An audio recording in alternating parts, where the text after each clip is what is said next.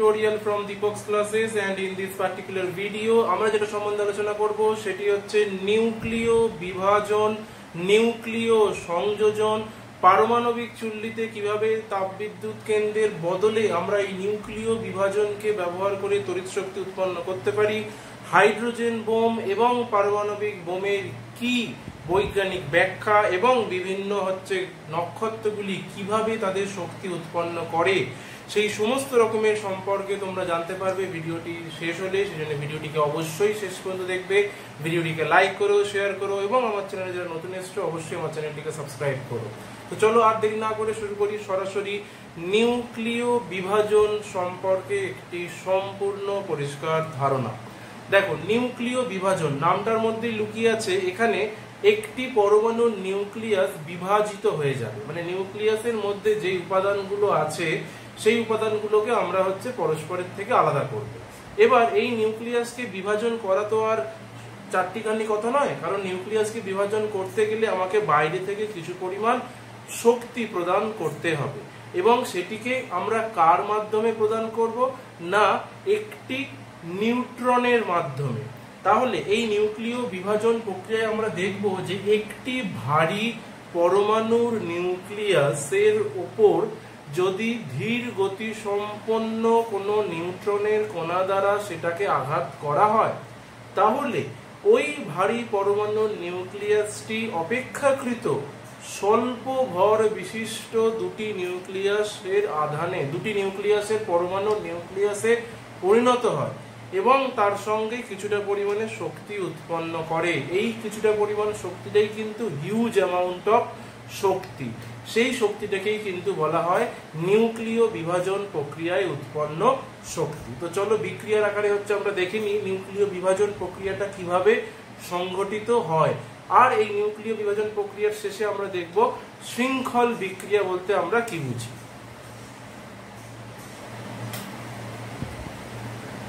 তাহলে আমরা এখন যেটা করছি সেটা হচ্ছে নিউক্লিয় বিভাজন প্রক্রিয়া। নিউক্লিয় বিভাজনের আমরা সংজ্ঞাতেই বললাম যে একটি ভারী পরমাণু নিউক্লিয়াসে আমরা আঘাত করব একটি নিউট্রন কণা দিয়ে। তাহলে এখানে কি হবে, একটি ভারী পরমাণু মানে ভারী ভর সংখ্যা বিশিষ্ট ভারী পরমাণুর নিউক্লিয়াসকে আঘাত করা হবে কি দিয়ে, ধীর গতি সম্পন্ন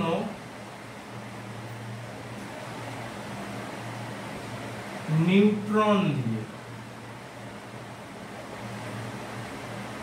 এটা নিউক্লিয় বিভাজনের বেসিক প্রিন্সিপাল, বেসিক নীতি। এবার আমরা এখানে এই ভারী পরমাণু নিউক্লিয়াসটাকে প্রথমে আমরা নিচ্ছি ইউরেনিয়ামের একটি আইসোটোপ, যেটি ইউরেনিয়াম 235 এবং 92।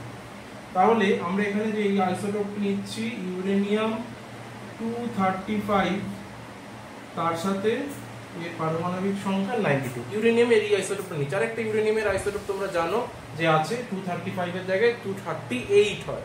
তো এই ইউরেনিয়ামের আইসোটোপটিকে আমরা আঘাত করছি একটি নিউট্রনের কণা দিয়ে। এবার নিউট্রনের কণার তোমরা জানো কি হয়, নিউট্রনের ভর 1 হয় আর আধান কোনো রকম হয় না, শূন্য হয়।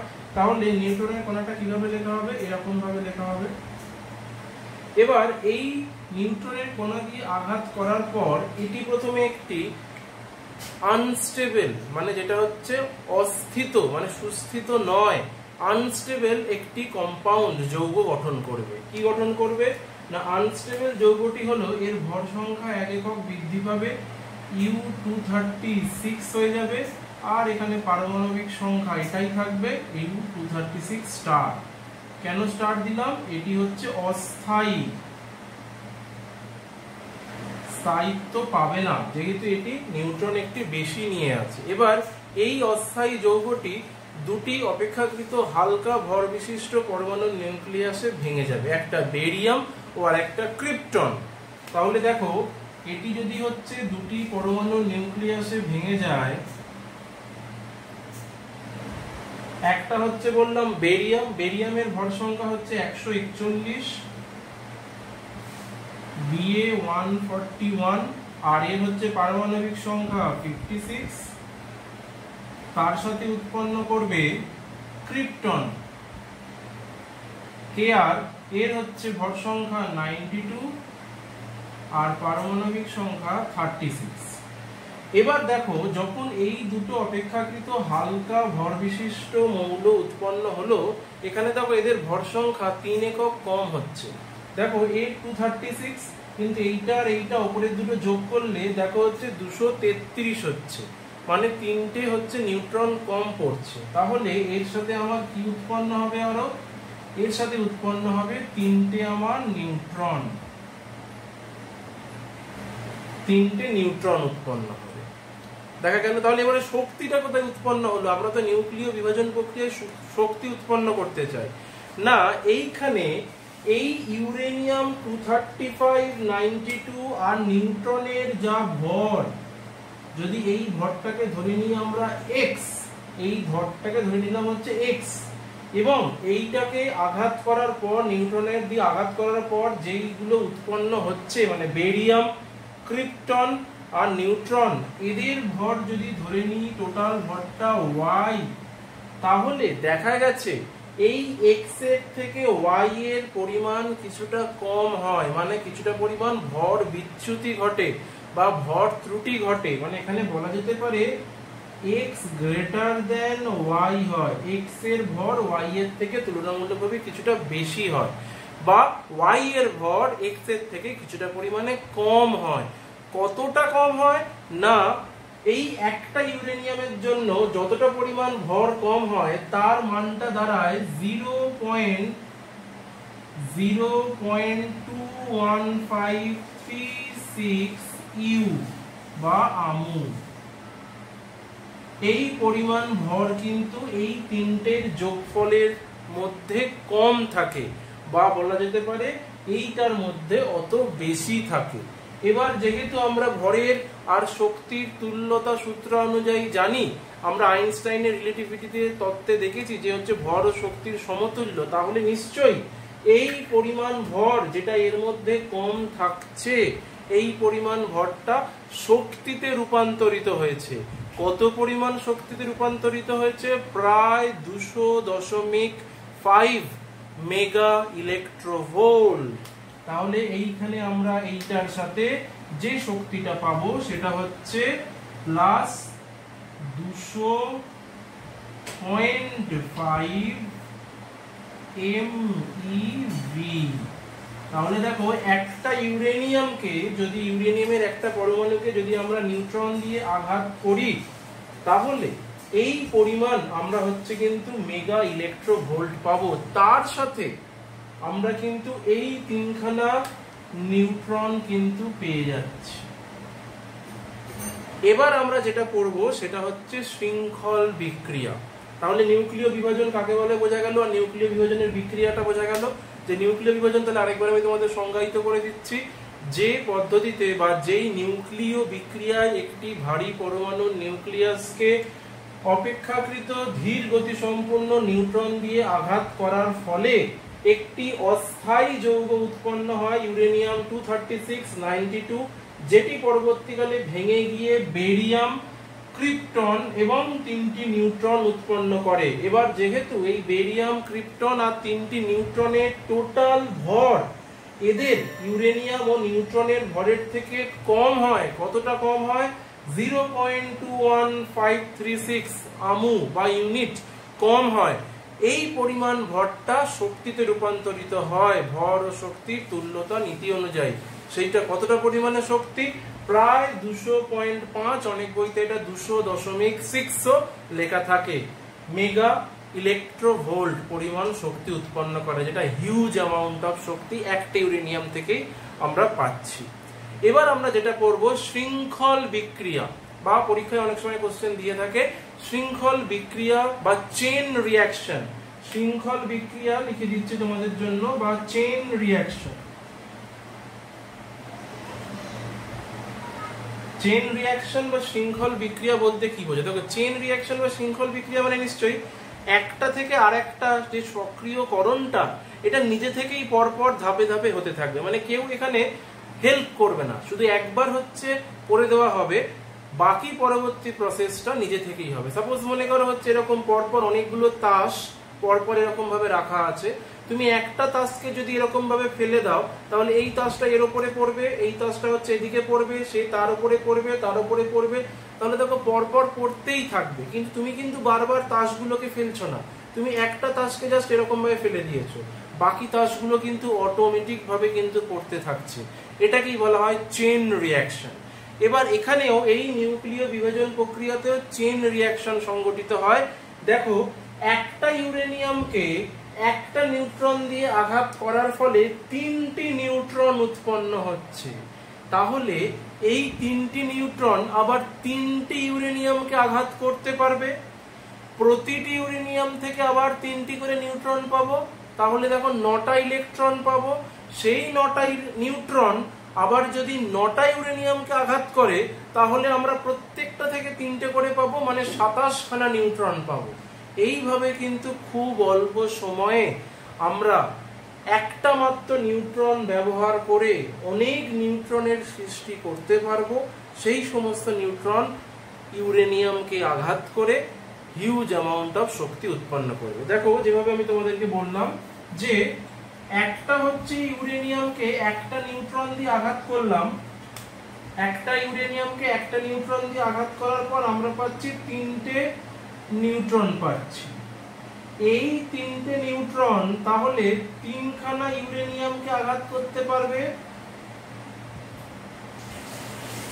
এবার এই 3খানা ইউরেনিয়ামকে আঘাত করার পর কতগুলো হচ্ছে আমার তৈরি হবে নিউট্রন? 9খানা তৈরি হবে, কারণ একটা থেকে দেখেছি আমার 3টে, তাহলে এখান থেকে আমার তৈরি হবে 9খানা নিউট্রন তৈরি হবে। এই 9খানা নিউট্রন আবার কতগুলো হচ্ছে ইউরেনিয়ামকে হচ্ছে আক্রমণ করবে বা অ্যাটাক করার ক্ষমতা থাকবে? 9খানা হচ্ছে ইউরেনিয়ামকে।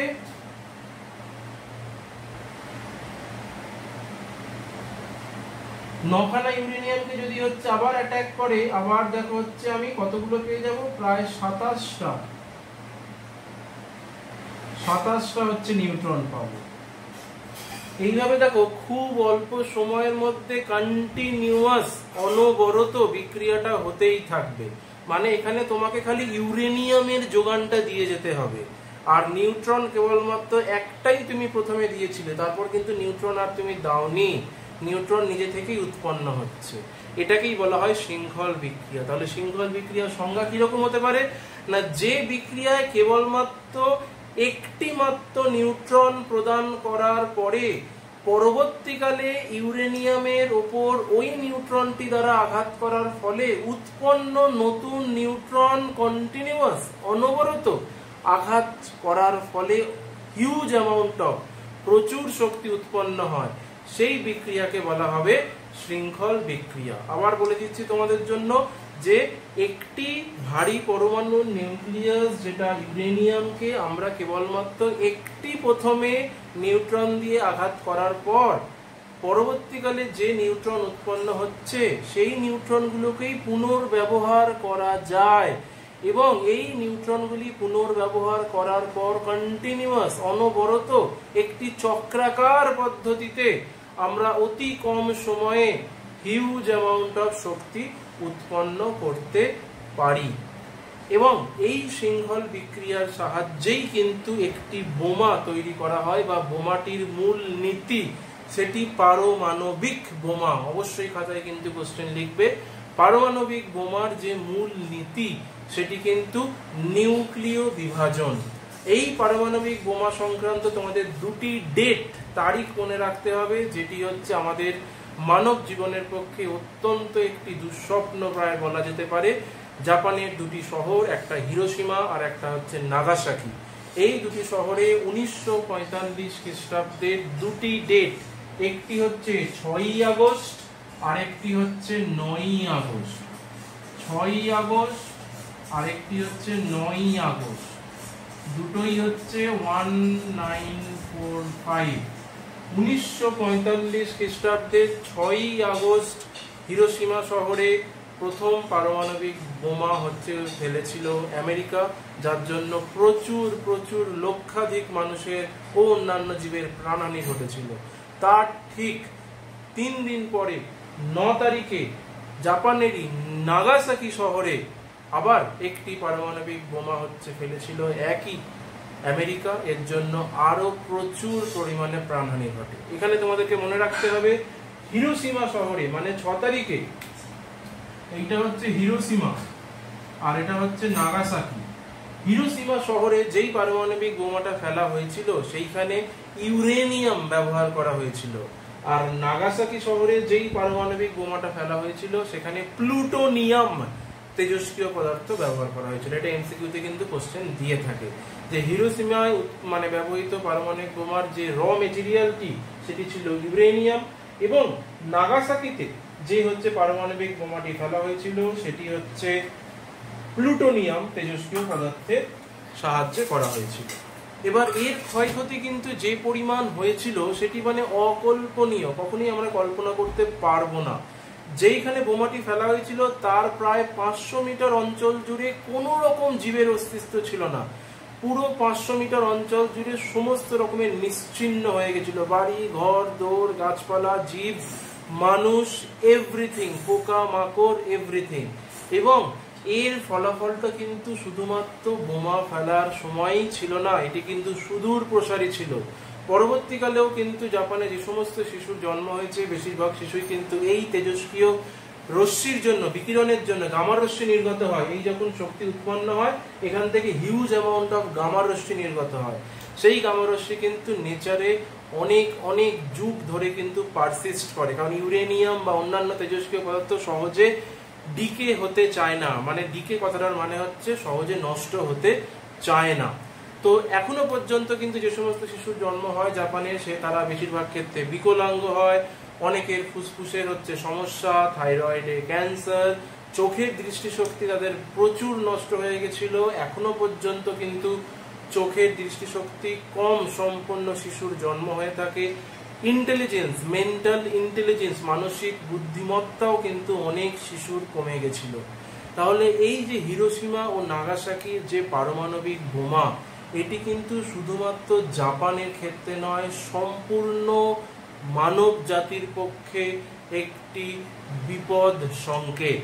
তাহলে এই জিনিসগুলোর দরকার কি? যদি পারমাণবিক বোমা এত ক্ষতিকারকই হয়, মানে নিউক্লিয় বিভাজন প্রক্রিয়াটি যদি এতটাই খতরনাক, এতটাই ক্ষতিকারক হয়ে থাকে, তাহলে শুধুমুধু কেন আমরা এই নিউক্লিয় বিভাজন প্রক্রিয়াটাকে হচ্ছে করছি বা কি দরকার করা? তার কারণ হচ্ছে আমাদের তাপবিদ্যুৎ কেন্দ্রগুলি পরবর্তীকালে অচল হয়ে যাবে। যত দিন যাচ্ছে আমাদের কিন্তু ফসিল ফুয়েল, জীবাশ্ম জ্বালানি শেষ হয়ে আসছে। কয়লা, পেট্রোলিয়াম, ডিজেল, এগুলো প্রাকৃতিক গ্যাস প্রায় নিশ্চিহ্ন হয়ে যাবে। ফলে পরবর্তীকালে তড়িৎ শক্তি উৎপাদন করার জন্য একমাত্র উপায় এই নিউক্লিয় বিভাজন। কারণ এই নিউক্লিয় বিভাজন প্রক্রিয়ায় যে তাপ শক্তি উৎপন্ন হয়, হিউজ অ্যামাউন্ট অফ তাপ শক্তি, সেই তাপ শক্তিকে কিন্তু তড়িৎ শক্তিতে রূপান্তরিত করা হয়। আর এই তাপ শক্তিকে তড়িৎ শক্তিতে রূপান্তরিত যেইখানে করা হয় সেই ব্যবস্থাটিকে বা সেই বিশেষ যন্ত্রটিকে বলা হয় নিউক্লিয়ার রিঅ্যাক্টর। নিউক্লিয়ার রিঅ্যাক্টর এই নামটা তোমাদের অবশ্যই মনে রাখতে হবে। যেই যন্ত্রের সাহায্যে এই নিউক্লিয় বিভাজন প্রক্রিয়ায় উৎপন্ন তাপ শক্তিকে তড়িৎ শক্তিতে রূপান্তরিত করা যায়, নিউক্লিয়ার রিঅ্যাক্টর। এবার কতটা পরিমাণে শক্তি উৎপন্ন হয়?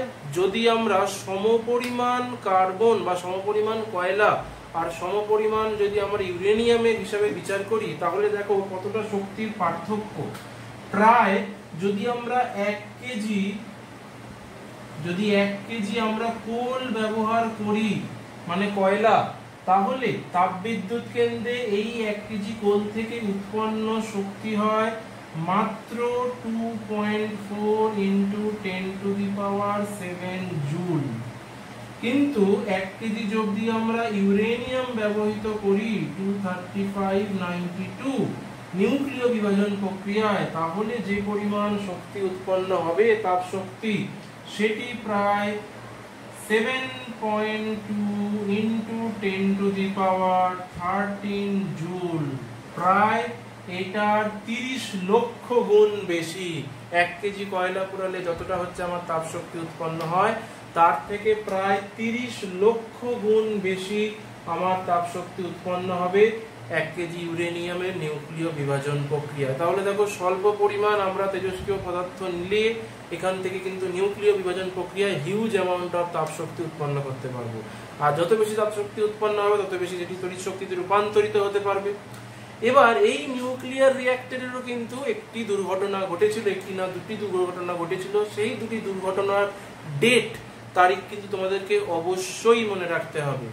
এই দুটি দুর্ঘটনার দুটোতেই মুখ্য কারণ ছিল হচ্ছে এই যে power plant, nuclear power plant, এইখানে সবসময় 24 ঘন্টা একটি কুলার কাজ করে।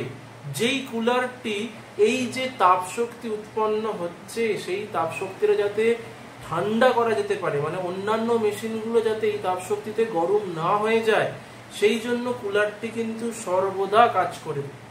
এবার এই দুটো দুর্ঘটনাতেই কিন্তু এই কুলারটা কাজ করেনি। কোনো কারণে এই কুলারটির যন্ত্রপাতি যেগুলি ছিল, যেটি ঠান্ডা করতে কাজে লাগে, সেই যন্ত্রপাতিগুলি বিকল হয়ে গেছিল।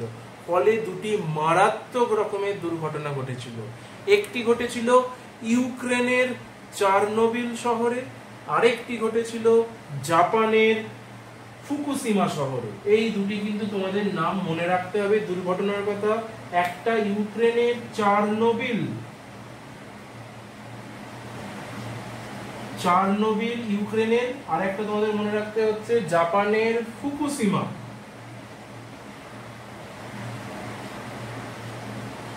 ডেট দুটো মনে রাখতে হবে। চারনোবিলে যেই দুর্ঘটনাটি ঘটেছিল, সেই দুর্ঘটনাটি হচ্ছে 1986 খ্রিস্টাব্দের 26 এপ্রিল। আর ফুকুশিমা শহরে যেই দুর্ঘটনাটি ঘটেছিল এই নিউক্লিয়ার পাওয়ার প্ল্যান্টে রিঅ্যাক্টরে, সেটি হয়েছিল, সরি আমি ডেটটা হচ্ছে উল্টো লিখে দিয়েছি, এইখানে এই ডেটটা হবে 1986, সরি, এক্সট্রিমলি সরি।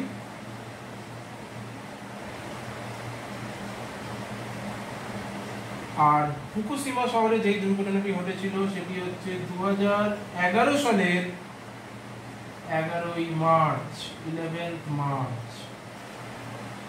এই দুটি ডেট কিন্তু তোমাদেরকে মনে রাখতে হবে। এই দুটি ডেট কিন্তু পরীক্ষায় দেয়। দুটি দুর্ঘটনার ক্ষেত্রে কিন্তু সবচেয়ে কমন যে কারণ, সেটি কিন্তু ওই যে কুলার, থার্মাল পাওয়ার প্ল্যান্ট বা নিউক্লিয়ার পাওয়ার প্ল্যান্টে একটি কুলার থাকে যেটি ঠান্ডা করে অন্যান্য যন্ত্রপাতিগুলোকে, সেই কুলারটি কিন্তু বিকল হয়ে গেছিল। এর ফলে প্রচুর প্রাণহানি ঘটেছিল, গামা রশ্মি, কারণ নিউক্লিয়ার পাওয়ার প্ল্যান্টটা বার্স্ট করেছিল, ফেটে গেছিল।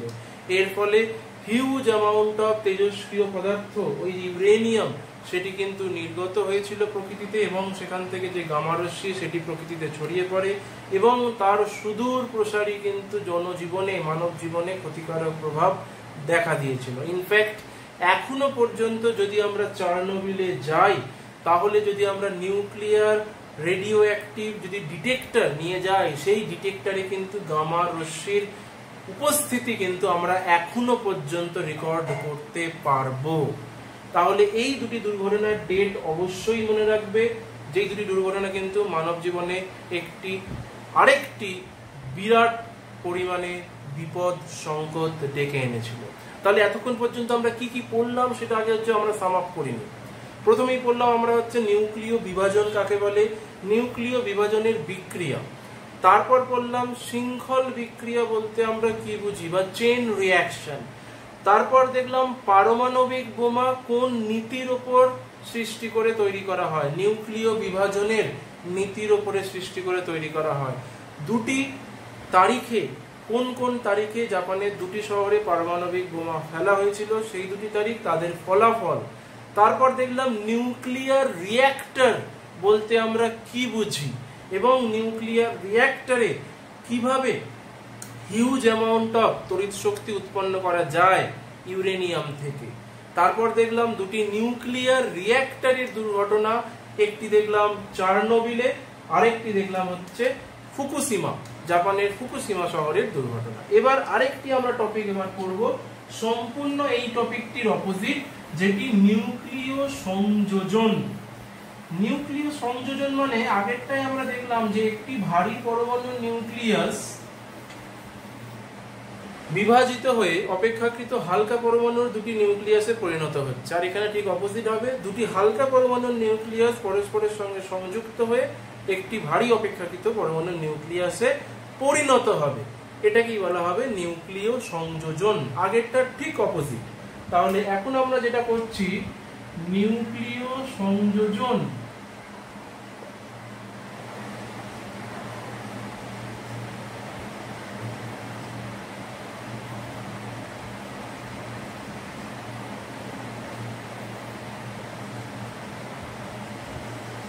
আচ্ছা, এর ইংলিশ নামগুলো তোমরা কিন্তু মনে রাখবে। নিউক্লিয় বিভাজনের ইংলিশ নামটা ছিল নিউক্লিয়ার ফিশন, আর এটার নাম হচ্ছে নিউক্লিয়ার ফিউশন। এটা হচ্ছে নিউক্লিয়ার ফিউশন, আর আগের যেটা আমরা করেছিলাম সেটা হচ্ছে ফিশন। ফিশন মানে ভেঙে যাওয়া, আর ফিউশন মানে জুড়ে যাওয়া। তাহলে নিউক্লিয় সংযোজন আমরা কাকে বলবো না, যে নিউক্লিয় বলের প্রভাবে বা যে নিউক্লিয় বিক্রিয়ায় দুটি হালকা পরমাণুর নিউক্লিয়াস পরস্পরের সঙ্গে সংযুক্ত হয়ে অপেক্ষাকৃত একটি ভারী পরমাণুর নিউক্লিয়াস উৎপন্ন করে এবং শক্তি উৎপন্ন করে, তাকে বলা হবে নিউক্লিয় সংযোজন। এখানে কোন দুটি হচ্ছে হালকা পরমাণুর নিউক্লিয়াস হচ্ছে নেওয়া হয়, হাইড্রোজেনের একটি আইসোটোপ নেওয়া হয় যার নাম ডয়টেরিয়াম। ডয়টেরিয়ামের কথা ভেবে দেখো, হাইড্রোজেনের তিনটি আইসোটোপ, প্রোটিয়াম, ডয়টেরিয়াম, ট্রিটিয়াম। প্রোটিয়ামটি সাধারণ হাইড্রোজেন যার মধ্যে একটি প্রোটন, কোনো রকম নিউট্রন নেই, তাই ভর সংখ্যাও এক, পারমাণবিক সংখ্যাও এক। ডয়টেরিয়ামের একটি নিউট্রন থাকার জন্য এদের ভর সংখ্যা 2 হয়। তাহলে এখানে আমরা যেটা নিচ্ছি হাইড্রোজেনের যে আইসোটোপ সেটি হচ্ছে ডয়টেরিয়াম। এই দুটি ডয়টেরিয়ামকে পরস্পরের মধ্যে আমরা হচ্ছে সংযুক্ত করাবো। দুটি ডয়টেরিয়ামকে পরস্পরের মধ্যে সংযুক্ত করানোর ফলে হিলিয়ামের একটি আইসোটোপ উৎপন্ন হয়। হিলিয়ামের এখানে যে আইসোটোপটি উৎপন্ন হয় তার ভর সংখ্যা 4 নয়, তার ভর সংখ্যা হচ্ছে 3। তাহলে উৎপন্ন হবে হিলিয়ামের একটি আইসোটোপ যার ভর সংখ্যা 3, পারমাণবিক সংখ্যা 2। তাহলে দেখো এখানে 1 কম পড়ছে, সেই জন্য একটি নিউট্রন উৎপন্ন হবে।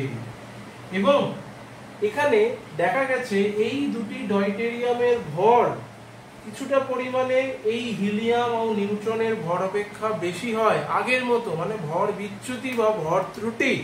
তাহলে এর ভর যদি আমরা ধরে নিই x আর এর ভর যদি ধরে নিই আমরা y, তাহলে x গ্রেটার দেন y হয়, মানে এর মধ্যে কিছুটা ভর কম থাকে।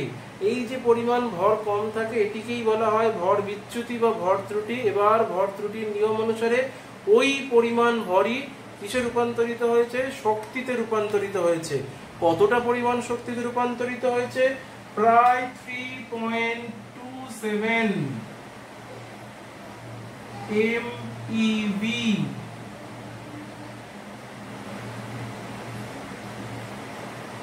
পরিমাণ শক্তিতে হচ্ছে রূপান্তরিত হয়। এবার তোমাদেরকে মনে রাখতে হবে নিউক্লিয় সংযোজনে উৎপন্ন শক্তি নিউক্লিয় বিভাজনে উৎপন্ন শক্তির থেকে বেশি হয়। শুনতে দেখো কিরকম লাগছে, কারণ আগেরটাই আমরা দেখেছিলাম প্রায় 200 মেগা ইলেকট্রোভোল্ট শক্তি উৎপন্ন হয়েছিল, এখন 3 মেগা ইলেকট্রোভোল্ট শক্তি উৎপন্ন হচ্ছে। তাও আমি বলছি যে এই কথাটা খাতায় তোমরা হচ্ছে লিখে রাখবে যে নিউক্লিয়ার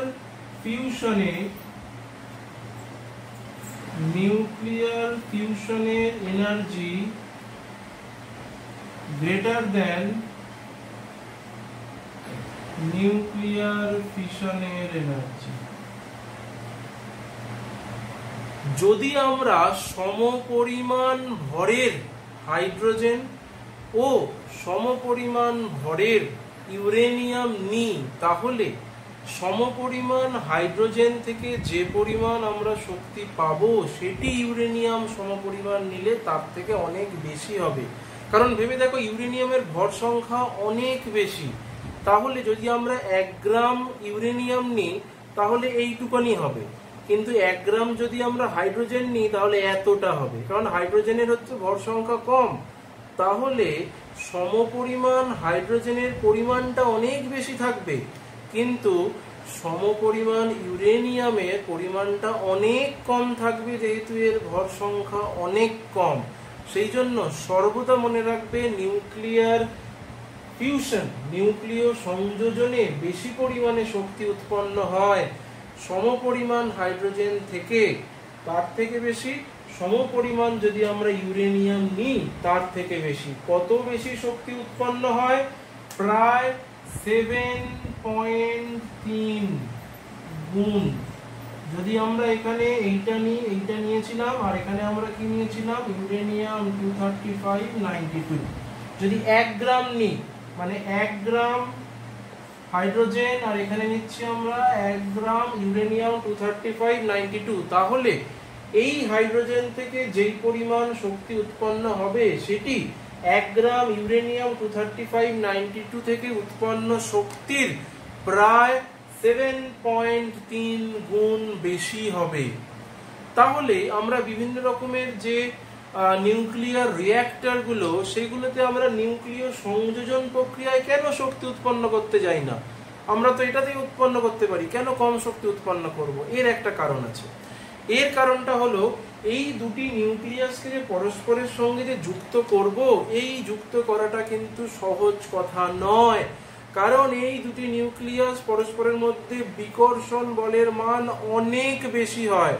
ফলে এদেরকে পরস্পরের মধ্যে যুক্ত করার জন্য যেই পরিমাণ শক্তি দিতে হয় সেই পরিমাণ শক্তি পায় কয়েক কোটি ডিগ্রি সেলসিয়াস।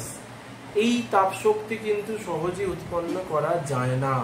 সেই জন্য নিউক্লিয় সংযোজনের পূর্বে নিউক্লিয় বিভাজন করা হয় এবং ওই নিউক্লিয় বিভাজন প্রক্রিয়ায় উৎপন্ন তাপ শক্তিটাকে কাজে লাগিয়ে নিউক্লিয় সংযোজন করা হয়। সেই জন্য সবসময় নিউক্লিয় সংযোজনের পূর্বে নিউক্লিয় বিভাজন মাস্ট, কারণ নিউক্লিয় বিভাজন ছাড়া ওই হিউজ পরিমাণে তাপ শক্তি কখনোই উৎপন্ন করা যাবে না।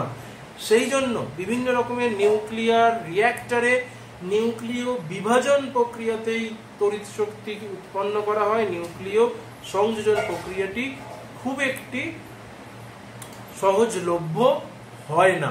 তাহলে এখান থেকে কিন্তু 3টি কোশ্চেন কিন্তু পরীক্ষায় আসবে। একটা কোশ্চেন, নিউক্লিয় সংযোজন কাকে বলে? নিউক্লিয় সংযোজনের বিক্রিয়াটি বর্ণনা করো।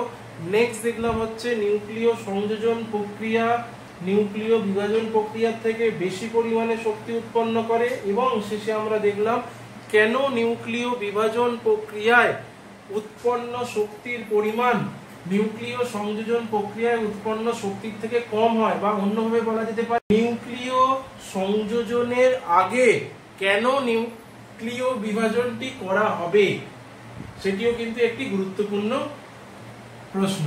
এবার আমরা যেটা দেখব যে বিভিন্ন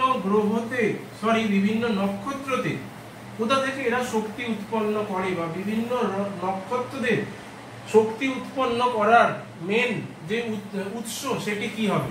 দেখো, যে কোনো নক্ষত্র বা যে কোনো হচ্ছে স্টার, আমাদের সানই ধরে নিই, এদের হচ্ছে মধ্যে দুটো গ্যাস সবচেয়ে বেশি পরিমাণে থাকে। একটা হচ্ছে হাইড্রোজেন, আরেকটি গ্যাস থাকে হচ্ছে হিলিয়াম।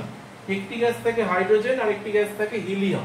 এই দুটি গ্যাস যে কোনো নক্ষত্রদের মধ্যে সবচেয়ে বেশি পরিমাণে বর্তমান থাকে। এবার এই সূর্যের মধ্যে হাইড্রোজেনের নরমাল আমরা যদি আইসোটোপটা নিয়ে নিই, প্রোটিয়াম, আমরা নরমাল আইসোটোপটা নিচ্ছি হাইড্রোজেনের প্রোটিয়াম।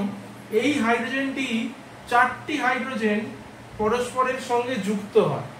4টি হাইড্রোজেন পরস্পরের সঙ্গে যুক্ত হয়ে একটা হিলিয়ামের অণু সৃষ্টি করে, হিলিয়াম, নরমাল হিলিয়াম।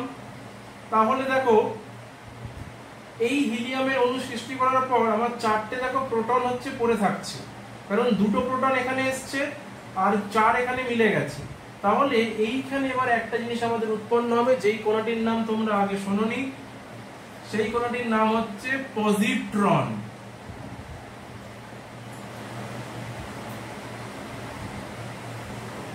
এই কণাটি পজিট্রন কণাটির বৈশিষ্ট্য কি? এদের হচ্ছে দেখো 1 পারমাণবিক সংখ্যা, কিন্তু এদের হচ্ছে কোন রকম ভর সংখ্যা হচ্ছে এখানে, বা এখানে কোন রকম চার্জ হচ্ছে এদের থাকছে না, বা বলা যেতে পারে এটির প্রোটনের স্বরূপ, পজিট্রন কণাটি হচ্ছে প্রোটনের স্বরূপ। এবার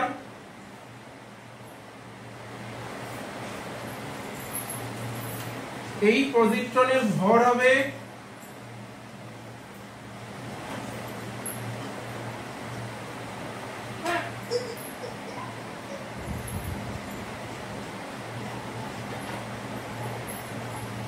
9.1 into 10 to the power minus 31 kg।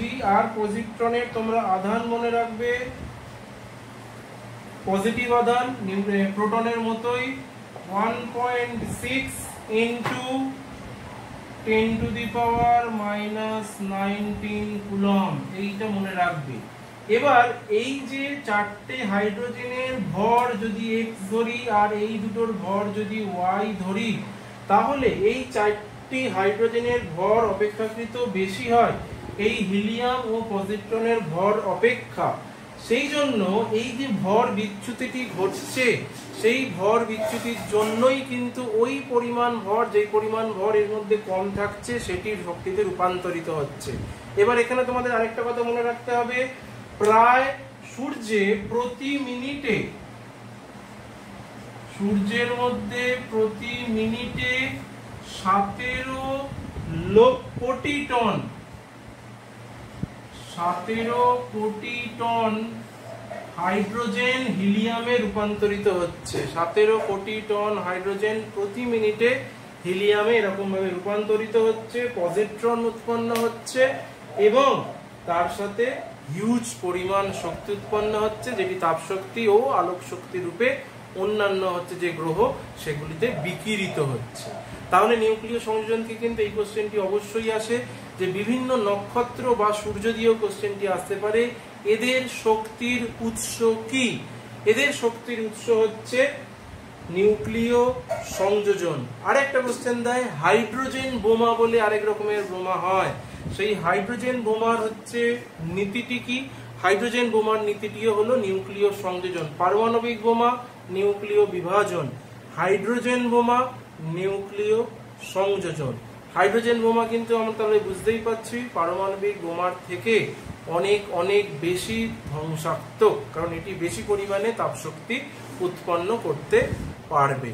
তাহলে এই গেল নিউক্লিয় সংযোজন বিক্রিয়া। নিউক্লিয় সংযোজন বিক্রিয়ায় কিভাবে শক্তি উৎপন্ন হয়, নিউক্লিয় সংযোজন বিক্রিয়া কেন নিউক্লিয় বিভাজনের থেকে বেশি শক্তি উৎপন্ন করে, বা আরেকটা আমরা দেখলাম যে হাইড্রোজেন বোমার মূল নীতিটি কি, এবং বিভিন্ন রকমের যে নক্ষত্র বা সূর্যে তারা শক্তি কিভাবে উৎপন্ন করে থাকে।